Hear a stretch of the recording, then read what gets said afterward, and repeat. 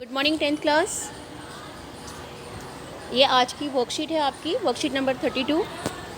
हम लोग यूरोप में राष्ट्रवाद पढ़ रहे थे, जिसमें हमने राष्ट्रवाद का मीनिंग पढ़ा था कि राष्ट्रवाद क्या होता है। राष्ट्रवाद एक साझेपन की भावना होती है। एक मतलब जब आपको पूरे राष्ट्र में, जब आप जैसे आपका झंडा है उसमें एक हमारा सामूहिक भाव है कि ये हमारे देश का झंडा है, हमारा राष्ट्रीय गीत है, हमारा राष्ट्रीय गान है, ये हमारा एक साझापन है। ठीक है, तो ये जो राष्ट्रवाद होता है ये किसी एक दिन की क्रांति का परिणाम नहीं होता है। ये कोई बहुत तीव्र चलने वाली प्रक्रिया नहीं है, ये एक बहुत लंबी चलने वाली प्रक्रिया है कि जिसका मतलब है कि धीरे धीरे लोगों में ये बात आती है कि ये चीज़ हमारी है, ये हमारा देश है। तुरंत से आप किसी के अंदर राष्ट्रवाद की भावना नहीं भर सकते हैं और ना ही किसी के अंदर तुरंत ही राष्ट्रवाद की भावना आती है। तो जो राष्ट्रवाद था वो किसी उथल पुथल या क्रांति का परिणाम नहीं, अपितु एक लंबी चलने वाली प्रक्रिया का परिणाम था। अभी हम पढ़ रहे हैं ब्रिटेन का एकीकरण, कि ब्रिटेन का एकीकरण कैसे हो। 18वीं शताब्दी से पूर्व ब्रिटेन एक राष्ट्र राज्य नहीं था। ठीक है, आंग्ल राष्ट्र ने अपनी शक्ति में विस्तार के साथ साथ अन्य राष्ट्रों और द्वीप समूह पर विस्तार आरंभ किया। जो आंग्ल राष्ट्र थे उन्होंने अपना विस्तार करने के लिए धीरे धीरे आगे बढ़ते रहे और अन्य द्वीपों पर, अन्य राष्ट्रों पर अपना विस्तार आरंभ करना शुरू किया। 1688 में संसद ने राजतंत्र से शक्तियों को ले लिया। पहले वहाँ राजतंत्र था, जब वहाँ संसद स्थापित हो गई तो सारी शक्तियाँ जो राजा के पास थी वो सारी संसद के हाथों में आ गई। 1707 में इंग्लैंड और स्कॉटलैंड को मिलाकर यूनाइटेड किंगडम ऑफ ब्रिटेन का गठन किया गया और 1798 में असफल विद्रोह के बाद 1801 में आयरलैंड को भी बलपूर्वक यूनाइटेड किंगडम में शामिल कर दिया गया। और ये जो नया ब्रिटेन बना, इस नए ब्रिटेन में प्रतीक माने चिन्ह, प्रतीकों का बहुत बढ़ावा दिया गया। इसके बारे में हम आगे पढ़ेंगे। इसके बाद है यूनान का स्वतंत्रता संघर्ष। यूनान ऑटोमन साम्राज्य का हिस्सा 15वीं शताब्दी से था। क्रांतिकारी राष्ट्रवाद 1789, जो कि फ्रांस की क्रांति के बाद हुआ, के उदय ने यूनानी लोगों के मन में स्वतंत्रता की भावना को प्रज्वलित किया। देखिए, अभी हमने आपको बताया कि जो राष्ट्रवाद की भावना का विचार आया, ये आया फ्रांस की क्रांति के बाद। जब फ्रांस में लोकतंत्र आ गया था, उसके बाद धीरे धीरे अन्य राष्ट्रों को भी उससे प्रेरणा मिली। अन्य राष्ट्रों ने भी ये चाहा कि जिस तरीके से फ्रांस में राष्ट्रवाद आया है उस तरह से हम अपने देश में भी, अपने राज्य में भी राष्ट्रवाद की भावना को लेकर आएँ और हम भी राजतंत्र को समाप्त करके लोकतंत्र को स्थापित करें। तो ये भावना कहाँ से आई? फ्रांस की क्रांति से आई। 1821 से वहाँ स्वतंत्रता के लिए संघर्ष शुरू हुआ।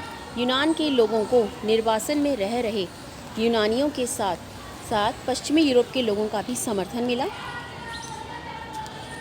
विभिन्न कवियों और कलाकारों ने भी स्वतंत्रता के लिए जनमत निर्माण में अपनी भूमिका निभाई।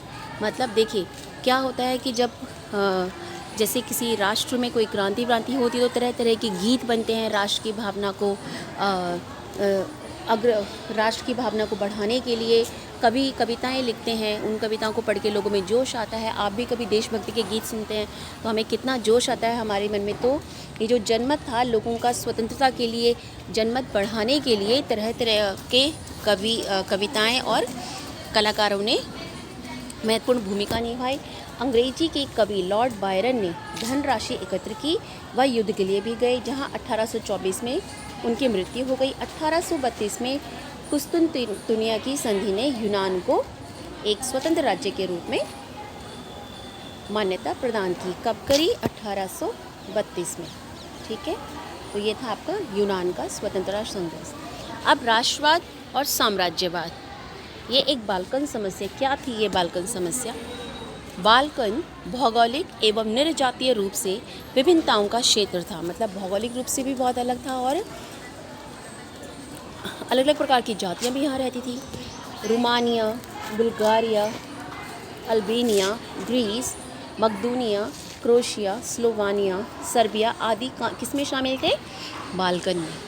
ठीक है, इन क्षेत्रों में रहने वाले मूल निवासियों को स्लाव कहा जाता था।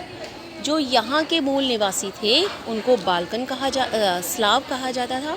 बाल्कन क्षेत्र का एक बड़ा हिस्सा ऑटोमन साम्राज्य के नियंत्रण में था। बाल्कन राज्य में रोमानी राष्ट्रवाद के फैलने और ऑटोमन साम्राज्य के विघटन मतलब टूटने से स्थिति काफ़ी विस्फोटक हो गई।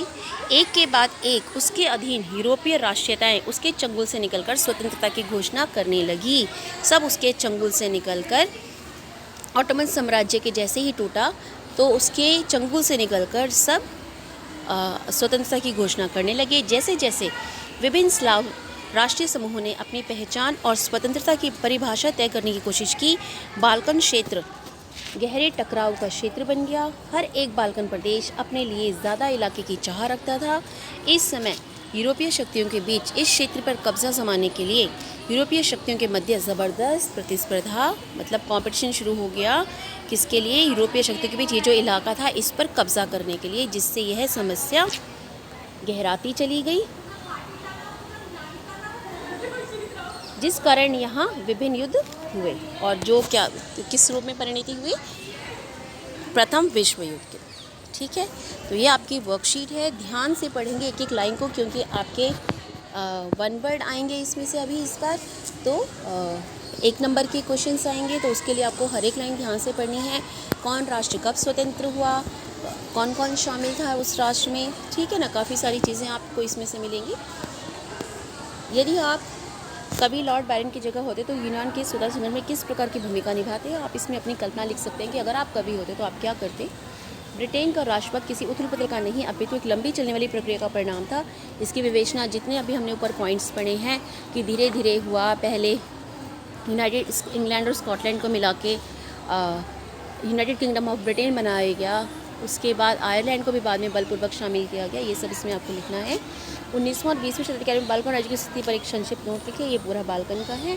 1789 के पश्चात क्रांतिकारी राष्ट्रवाद के उदय ने किस प्रकार यूनानी संघर्ष, ये आपका ये वाला क्वेश्चन है, सभी बच्चों ने ध्यान से करना है इसको।